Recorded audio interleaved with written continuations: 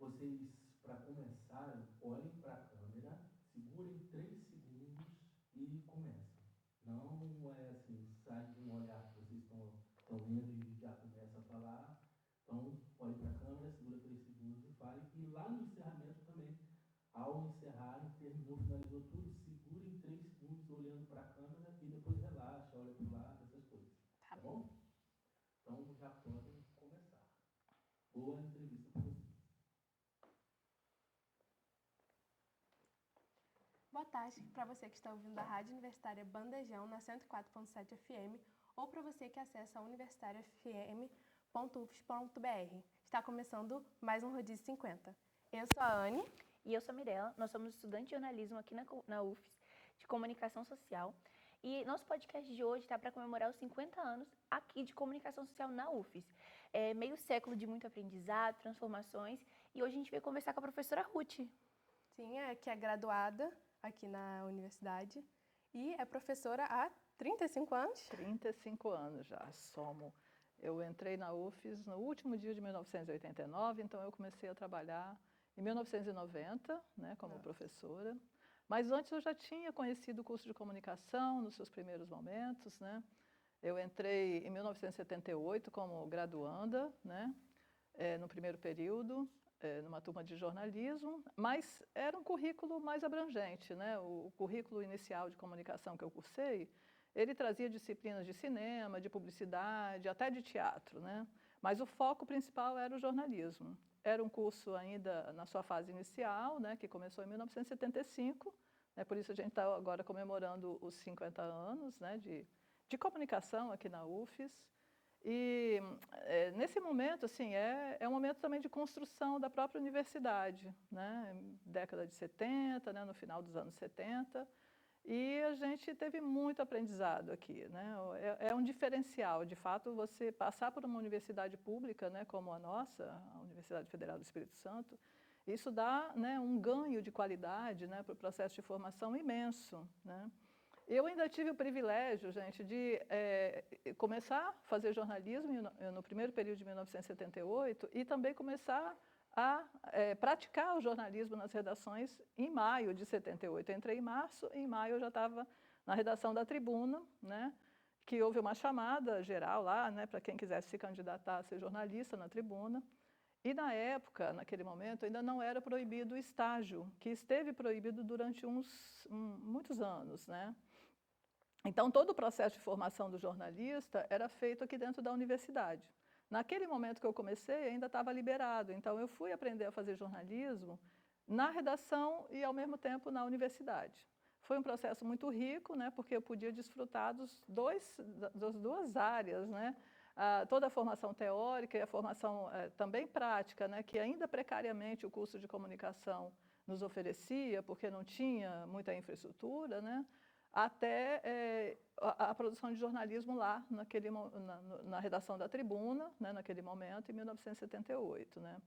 Era ainda naquele tempo dos jornalões grandões, né, aquele formato standard, né, que se abria grandão assim, né. E aí a gente foi, né, criando, né, um ethos, né, uns procedimentos aí relacionados à construção do jornalismo. Como eu falei, o curso de comunicação era ainda assim, muito precário, não oferecia oportunidades como essa que a gente está tendo aqui, né? Vocês estão num estúdio, né, com toda a infraestrutura que a universidade proporciona, né? Antigamente não era assim, né? A gente tinha um jornal laboratório, né, que chamava Impresso 2, que era o nome da disciplina, Jornalismo Impresso 2, né? E a gente conseguia fazer 1 ou 2 edições no período, né, em todo o percurso que a gente teve. Mas olha, digo que foi muito bom, porque eu tive um aprendizado fantástico, né, das teorias da comunicação. Os estudos de comunicação também eles estavam, né, decolando nesse momento no Brasil, no mundo, né. A gente tinha a emergência daquela perspectiva da teoria crítica na escola de Frankfurt, né, que era o que predominava nos estudos de comunicação aqui, né. Então, assim, a universidade, para mim, é um lugar, parece que eu sempre vivi aqui, né? E depois eu retornei, terminei em 82 o curso de comunicação, jornalismo, atuando como jornalista desde então, e retornei para a universidade como professora, ainda na época sem mestrado e sem doutorado, porque era admitido nesse momento, né? Assim, nomeada no último dia de 89, né? Iniciando logo no início de 1990, né? Então, também foi um momento de grande aprendizado, né? Hoje, quando eu encontro, né, meus ex-alunos dos anos 90, né? Tanta gente, sabe, que eu conheci, que eu pude aprender, que eu pude trocar, né? Conhecimento e descobrindo o jornalismo, porque eu sempre falo que a gente vai aprender jornalismo muitas vezes, né? Porque são muitas transformações que a gente vive, né? E principalmente essa, né, que aconteceu do final do século passado para este momento, né, que é o momento da comunicação digital, muitas, né, transformações a gente viveu. E isso nos desafia profissionalmente, né, nos desafia eticamente, nos desafia politicamente, a entender esse mundo que se constitui em torno de, né, dessa virada tecnológica, né, que não é apenas tecnológica, é também política, é também epistemológica, né, é também teórica, que a gente precisa ir compreendendo esse mundo. E a gente vai compreendendo junto com os estudantes, né, junto com vocês que vão trazendo essas novidades no mundo, né, para que a gente possa, né, construir essa reflexão junto com vocês e entender onde nós estamos, né. Então, eu acho muito importante isso que vocês estão fazendo, de ficar, né, de buscar, né, essas raízes, essas origens, né, esses 50 anos, né, que vocês estão aí mapeando, né, identificando, o que é isso, o que é esse percurso, né, o que é essa mudança, quais as transformações que a gente teve, que mundo é esse, né, o que nós estamos construindo juntos, né. Então, acho que, assim, é um trabalho de compreensão mesmo, de aprendizado constante, né, permanente, porque a gente não para nunca. Eu sempre falo também que, às vezes, né, assim, às vezes não, acho que eu aprendo mais com vocês do que vocês comigo, né, porque a gente vai ter que refazer nossas convicções, aí, nossos, né, entendimentos, aí, com base, lógico, em princípios, né, que a gente preserva, né, por exemplo, a universidade hoje ela é muito mais democrática, ela é muito mais aberta, ela é muito mais diversa, né? Então, a gente vê como mudou a universidade, né, com esse processo de transformação política, né, que a gente tem, tecnológica e tal, e como a gente procura fazer com que ela prossiga, né, entendendo esse mundo e trabalhando com as questões que são colocadas a cada momento, né? Então, para nós, assim, como ou estudantes, ou professor, ou como profissional, é sempre um desafio estar nesse, né, no mundo e compreendê-lo, né? E eu acho que a UFES oferece, assim, formas diversas de acesso a essa compreensão, né? No plano teórico, no plano profissional, nas práticas, né, que vocês vão assimilando a cada momento. Mirela falou do primeiro período, você, Anne, também acho que é no primeiro período. Vocês já estão começando e lidando com as técnicas de comunicação, lidando com a questão da ética, né, da comunicação, dos conhecimentos que a comunicação faz circular, né? Então, são desafios importantes e é uma formação que acho a universidade hoje oferece com qualidade, né? Mas é uma qualidade também que precisa ser buscada e preservada, né? Porque se a gente, né, deixa de prestar atenção, né, a essa preservação, a essa revisão das coisas que a gente faz, né, a gente vai perdendo, né? Então, é muito importante que a cada momento a gente, né, que a gente sempre esteja atento às transformações que estão ocorrendo e que a gente consiga dar conta delas, né, e oferecer o melhor, né, as melhores soluções para a gente construir conhecimento junto.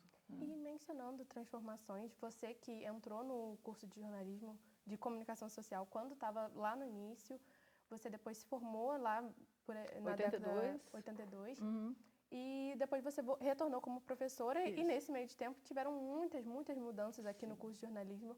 Quais foram, assim, as mais marcantes, assim, que você pode destacar? Eu acho que a grande mudança é essa mudança nos processos de comunicação. Vou falar mais do campo da comunicação. A gente teve várias, evidentemente, né?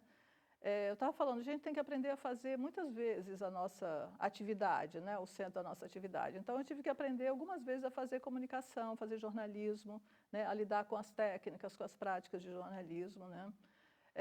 Acho que uma das grandes foi essa, né, a entrada da comunicação digital. Eu acho que ela proporciona, né, uma virada assim, muito importante porque ela é muito paradigmática, ela mexe com as estruturas mesmo, né, do que a gente tinha construído em termos tanto de aparatos tecnológicos, né, quanto de pensamento sobre isso, né, sobre a forma como a comunicação se dá.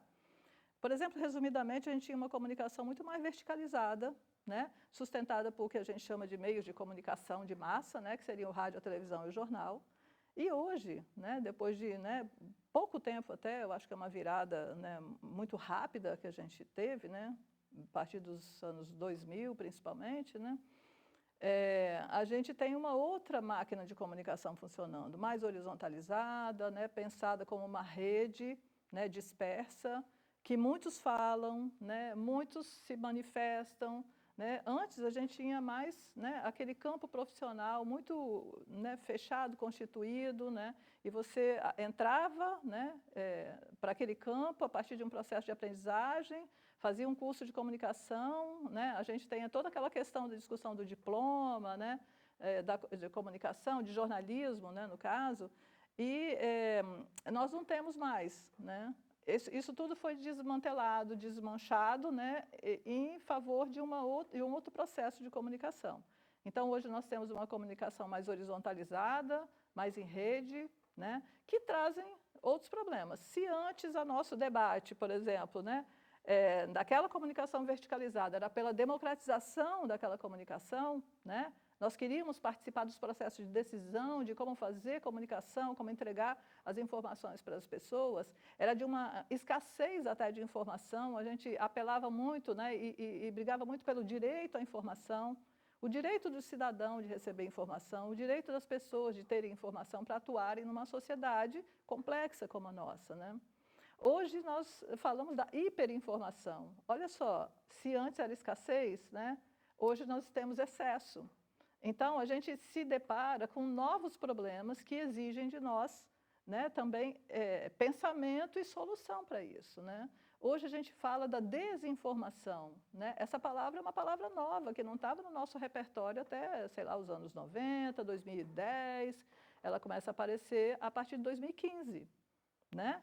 Que começa a chancelar esse conceito da desinformação, que é o quê? É esse mundo, né, em que muitos falam, né, e não estão consolidados ainda os processos de confirmação, digamos assim, das informações, né? Elas circulam fartamente, você não sabe o que é verdade, o que é mentira. Às vezes elas vêm com aquela cara, revestidas, né, de um campo que é muito legitimado, por exemplo, o campo do jornalismo, é um campo muito reconhecido pela sociedade como aquele lugar que vai te dar informação de verdade, checada, né, verificada, baseada nas evidências do mundo, né? Esse é o campo do jornalismo. E muitas vezes a desinformação vem com essa fachada do jornalismo, né? Usa a mesma estética, só que não usa a mesma ética, né?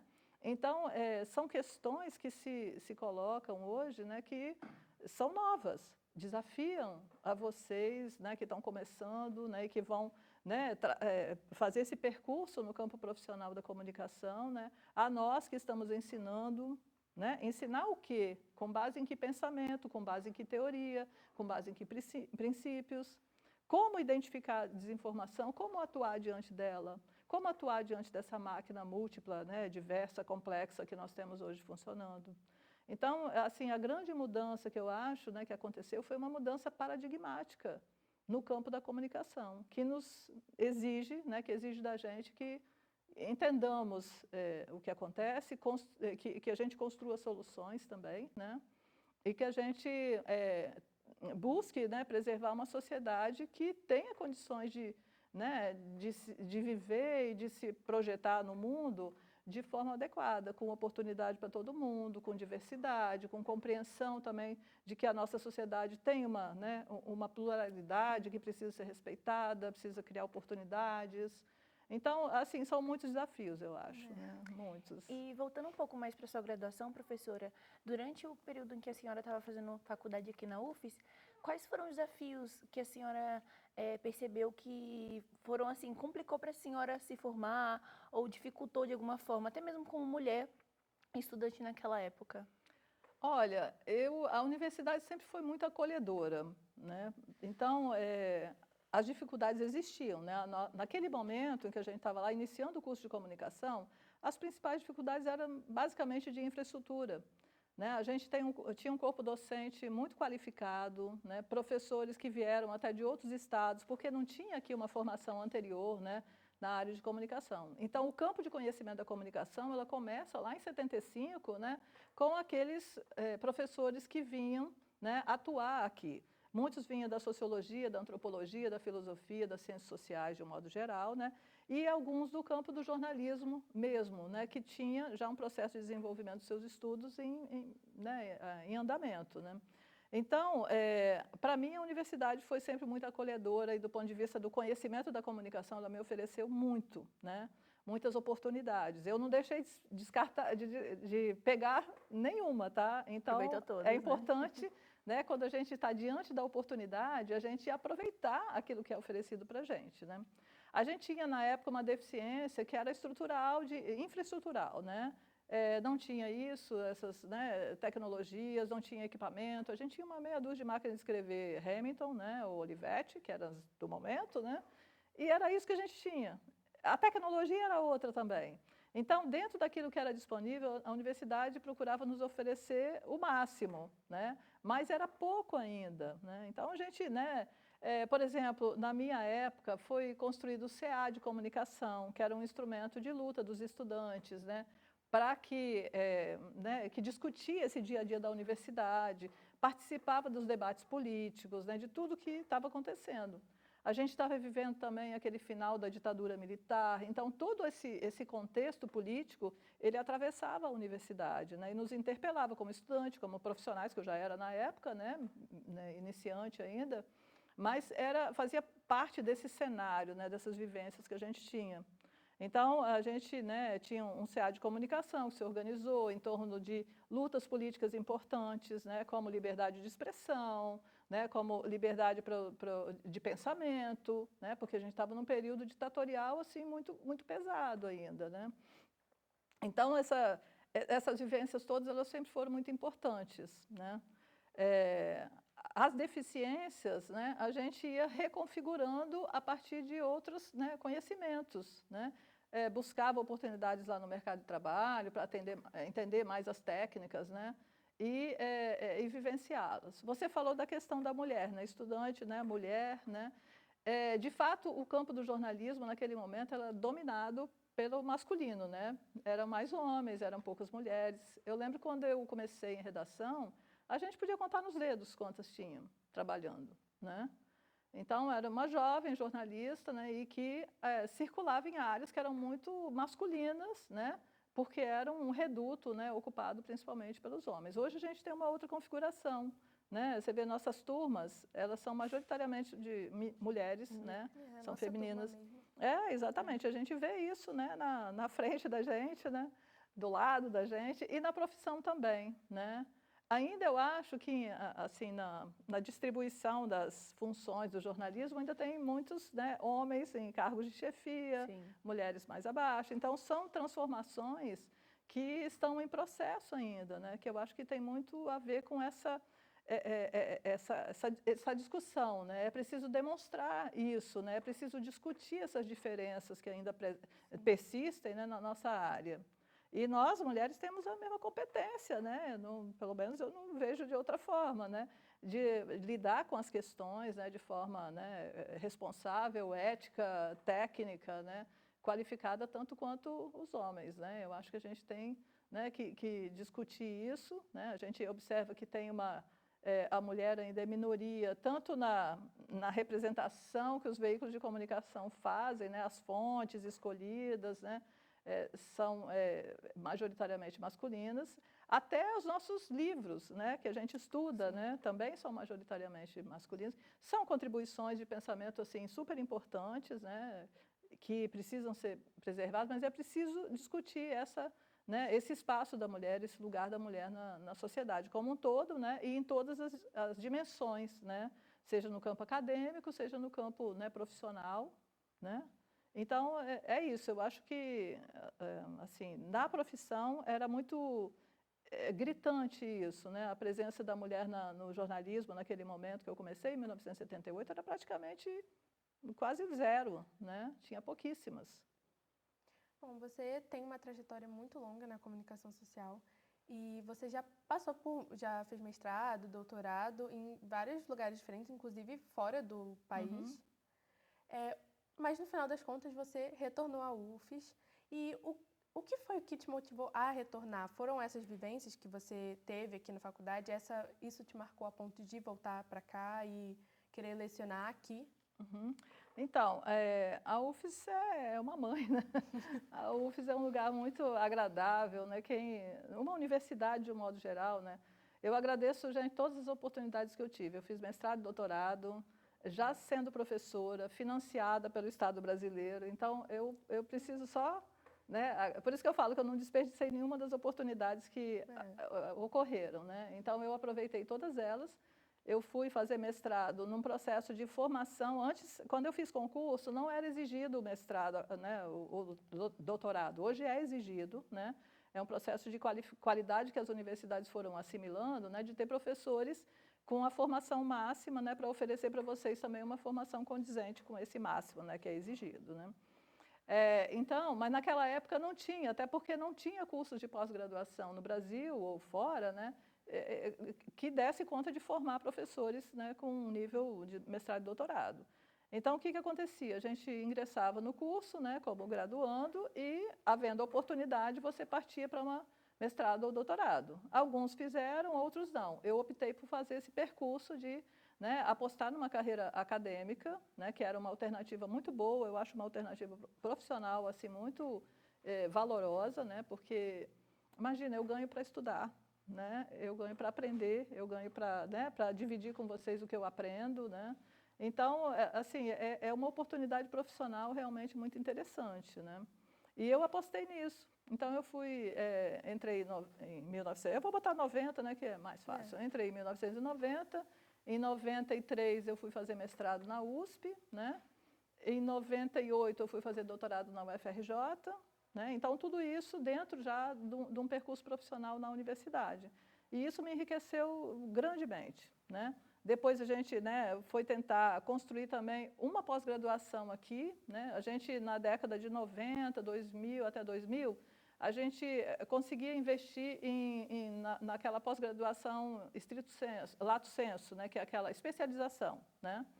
A gente fez alguns cursos, né? A Hélia talvez lembre de alguns, né, que a gente promoveu aqui, e porque a gente não tinha as condições ainda, autorizações, né, formais para ter mestrado e doutorado. E nós fomos depois, nos anos 2004 para diante, buscar, né, construir um programa de pós-graduação aqui, exatamente para oferecer aquela oportunidade que eu não tive, que eu tive que sair para fazer, né?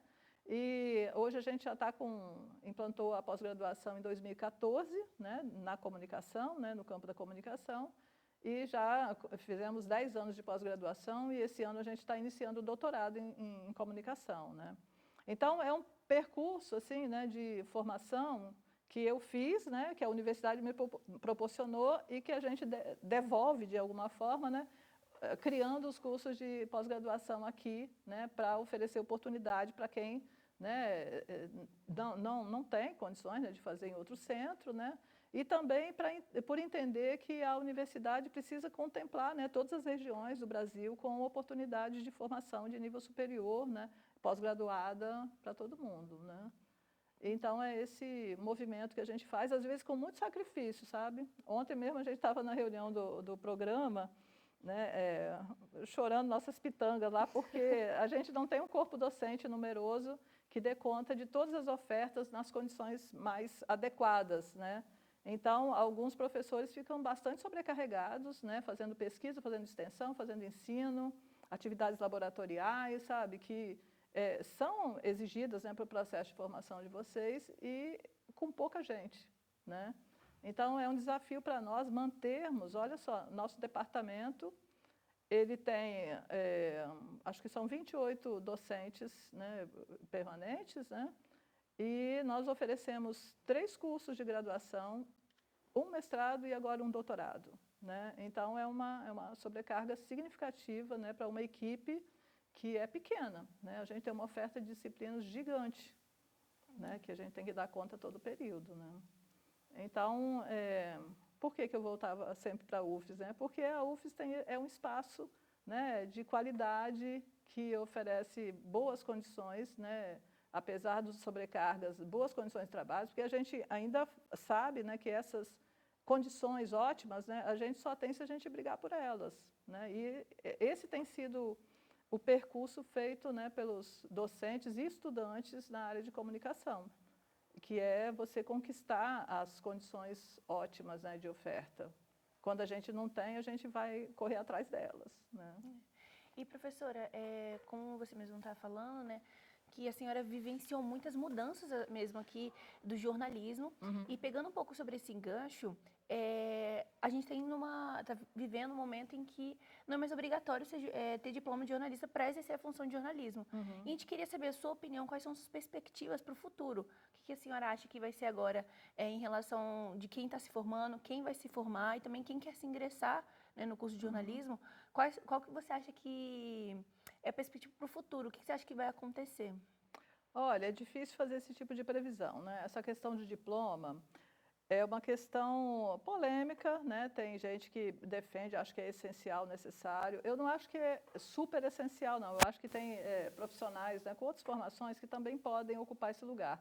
Mas o que a gente observa na prática é que, mesmo com o declínio lá do diploma, a gente não teve, né, outros profissionais de outras áreas ocupando o campo do jornalismo de uma forma muito intensiva, né? O que a gente chama de jornalismo profissional. O que a gente vê hoje é uma transformação, né, tecnológica tão grande e também uma reconfiguração do campo do jornalismo. A gente observa, por exemplo, que os grandes jornais, né, eles têm ainda um espaço, mas eles têm enfrentado muitas dificuldades para se manter, né, no topo aí do processo de produção jornalístico, né? A gente tem a emergência do que a gente chama, por exemplo, de jornalismo independente, né? Que é o quê? São profissionais que já foram cuspidos, né, da grande máquina do jornalismo profissional, né? Porque as tecnologias vão avançando, elas também retiram empregos, né, dos jornalistas, né? E eles vão fundar novas estruturas de comunicação mais independentes, desconectadas das grandes empresas de comunicação. E vão formando uma rede. A gente observa hoje, no Espírito Santo mesmo, né, tem um projeto de pesquisa, né, que a gente, né, vai desenvolver, que é exatamente para mapear isso. A gente observa que no Espírito Santo a gente tem já a emergência de muitos desses profissionais independentes que vão buscando essas alternativas, né, de inserção aí no campo do jornalismo por meio de uma forma de organização diferente da anterior. É aquele modelo rede, né, que eu estava falando anteriormente, né? Agora, no Espírito Santo, só agora que a gente observa que tem uma emergência maior dessas iniciativas pontuais, né, de pequenos negócios, né? Então, o que a gente tem hoje, de fato, né, uma preocupação muito grande, é que começa uma outra rodada tecnológica e uma outra virada, que é a da inteligência artificial, sabe? É um processo de desenvolvimento tecnológico que começou lá para 2016, 2017, né? Com a criação desses geradores de textos automáticos, né, esses robôs, né, que falam atualmente com a gente, né, e eles vão trazer uma mudança muito grande, porque eles vão substituir pessoas, né, na atuação em diversos campos profissionais, não é só no jornalismo, não. Tem muita gente, né, que vai ser expurgado das suas atividades, né, porque vai ser substituído por uma máquina. Então, a gente já vê isso acontecer com uma velocidade estupenda. Você vê o ChatGPT, que é um grande nome aí, né, uma empresa que surgiu lá no final de 22, hoje é uso corrente, né? As pessoas estão usando de uma forma intensiva, né, esses geradores de texto, né, para trabalho acadêmico, para matéria jornalística, para uma série de coisas, né, de atividades. Então, a questão hoje, eu acho que é uma questão até, né, envolve outros pensamentos para além do diploma, né, sobre essa questão da preservação do trabalho humano, né, de como que a gente vai, que papel esse humano vai ocupar num processo de emergência dos robôs, das máquinas, né, desses algoritmos que que se inserem na vida social, né, que se tornam agentes sociais assim muito importantes. E certamente vai haver uma mudança, já está havendo, né, uma mudança no processo de empregabilidade, né, essa substituição tende a acontecer. Então, ainda há outras questões, eu acho, que se inserem, para além do diploma, né, em relação a essa questão do mercado profissional de jornalismo. Bom, e com todas essas mudanças de tecnologia, você sendo professora, você prepara os seus alunos para adentrar o mercado de trabalho. Como você vê esse preparo perante há uma insegurança realmente à profissão do jornalismo? Então, como você prepara os seus alunos para enfrentar realmente essa realidade? Então, por isso que eu estava falando que o desafio nosso é exatamente ler o mundo, né, entendê-lo e incidir sobre ele, né, e trabalhar com ele, né. Então, a gente procura estar antenado e acompanhar as mudanças tecnológicas, né. Não dá para fazer ouvidos de mercador, né, e tampar o olho e dizer que não, sempre foi assim. Não, não sempre foi assim, né. Nós vivemos transformações muito significativas que exigem de nós a compreensão. Eu acho que o primeiro movimento é esse, né? A compreensão, o entendimento de onde nós estamos, né? A elaboração de como nós vamos lidar com isso. Então, implica numa série de coisas. Não sou eu, Ruth, sozinha, nem você sozinha, Anne ou Mirella, que vão conseguir resolver essa questão. Essa é uma questão macro, né? Dessa transformação que nós estamos vivendo, né? Por exemplo, como lidaremos, ou como vamos lidar, como estamos lidando com a inteligência artificial dentro da universidade. Que implicações ela tem? O que eu preciso assimilar, né, em nível de inteligência artificial como instrumento de trabalho para adequar aos nossas práticas profissionais, né? O que nós precisamos ter de políticas públicas, né, para que a gente possa lidar com essa questão. Então, é muito mais amplo do que o que eu, Ruth, posso fazer na sala de aula. Assim, da minha parte, o que eu posso fazer é exatamente tentar, num primeiro momento, entender, né, e assimilar de uma forma responsável essas tecnologias, entendendo, inclusive, os impactos que elas trazem em termos de incremento da desinformação, por exemplo, substituição de mão de obra, né? Substituição de processos e também de produtos, né, de comunicação. Hoje a gente vê, gente, é possível fazer, né, isso que nós estamos fazendo apenas dando instruções, né, a um algoritmo que vai gerar uma imagem de um apresentador, né, vai gerar a imagem do entrevistado e aquilo vai ser vendido como jornalismo, né? Então, assim, é muito impactante isso. A gente nunca teve isso na nossa sociedade, essa emergência, né, com esse grau de complexidade, né, desse tipo de instrumento.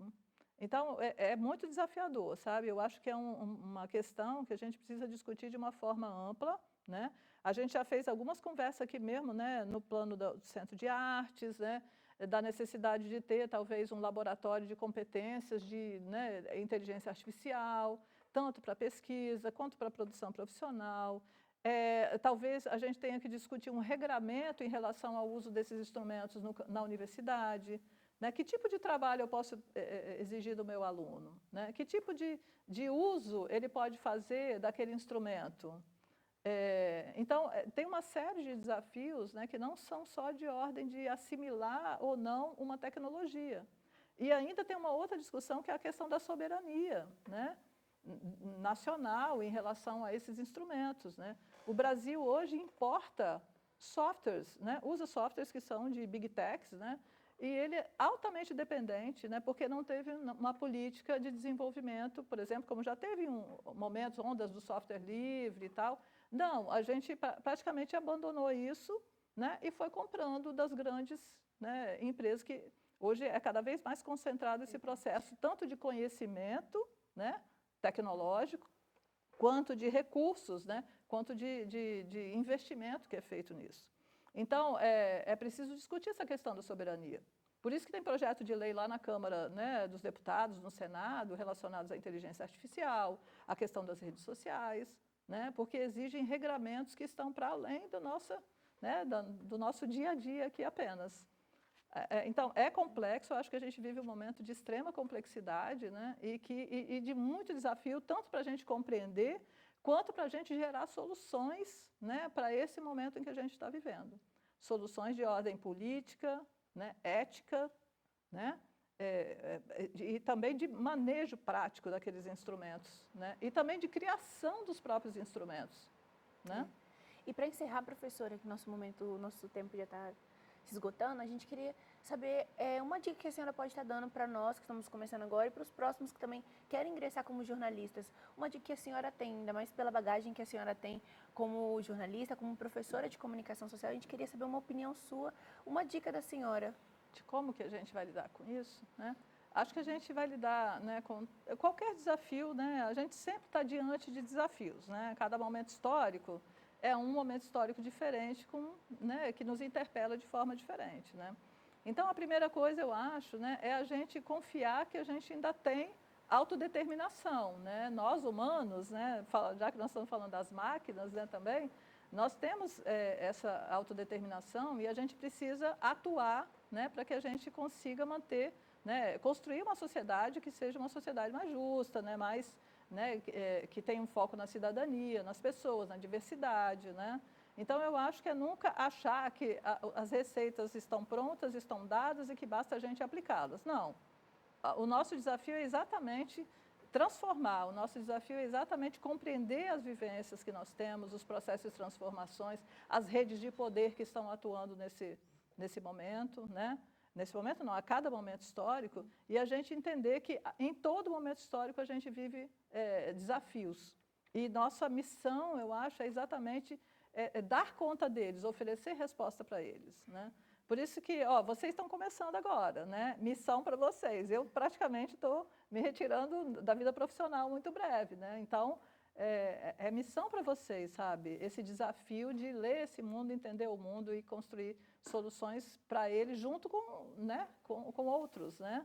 Nós precisamos estar sempre unidos, né? Pensando junto, estudante, professor, trabalhador, né? Todo mundo que faz parte desse contexto social, né, que a gente vive, do momento histórico que a gente vive, precisa ser acionado para construir soluções, né? As boas soluções. A gente chegou ao fim. Muito obrigada. A gente queria te agradecer por esse bate-papo, por vir aqui falar com a gente. E a gente também não pode deixar de agradecer aos coordenadores do Bandejão, o Pedro Marra e a Lívia Souza, aos técnicos do laboratório e a nossa professora, a Maria Lúcia, de História da Comunicação, e a você, que ficou aqui até o final para ouvir a gente. Muito obrigada. Muito obrigada, gente. E eu não pude me despedir. Posso fazer só um finalzinho aqui? Pode. Né? Que eu queria também... A gente corta, não tem problema. Não. Depois você encaixa aí. Então, gente, eu quero agradecer a oportunidade, a lembrança, né? Agradecer a professora Maria Lúcia, né?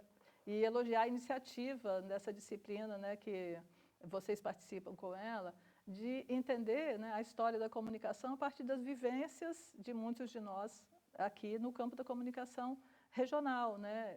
Estava conversando com ela há pouco, né? A gente não tem muito material em relação a isso, né, que conta essa história, essa trajetória, essas inserções todas, né, e acho muito importante esse trabalho que vocês estão fazendo, que é uma documentação histórica também, né, que é um registro de um tempo, que certamente vai servir para depois os arqueólogos do futuro lá entenderem o que nós estamos vivendo aqui. É isso aí, obrigada, gente. Obrigada, professora.